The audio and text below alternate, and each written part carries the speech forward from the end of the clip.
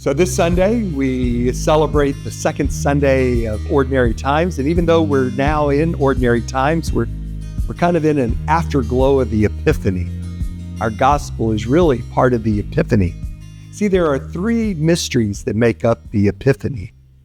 The visitation of the Magi, which we normally associate with the Epiphany, but also the baptism of the Lord, which we heard last week.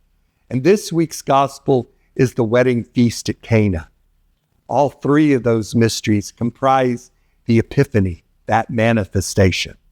So our first reading comes from what's called the third Isaiah, the last part of the book of Isaiah. This is in a period right after the Babylonian exile when the people were returning to Jerusalem. And it's a period of great hope, but a period of great frustration. The prophet here promises that in the not too distant future, the Lord will renew his affection for them and take them back into a covenant relationship. That Jerusalem will be transformed from a desolation to a state of divine blessing and presence. So our second reading comes from the letter of Paul to the Corinthians. And during ordinary times, we read from the letters of Paul continuously.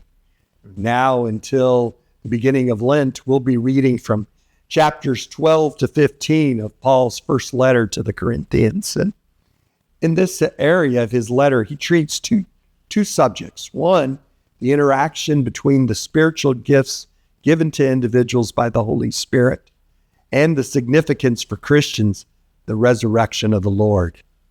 In today's reading, it opens with the insight that all of us have particular gifts for building up the church.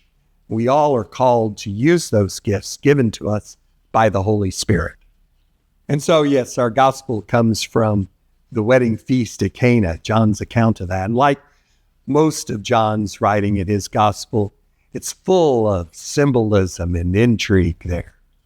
Focusing just on one part, right? That transformation of water into wine.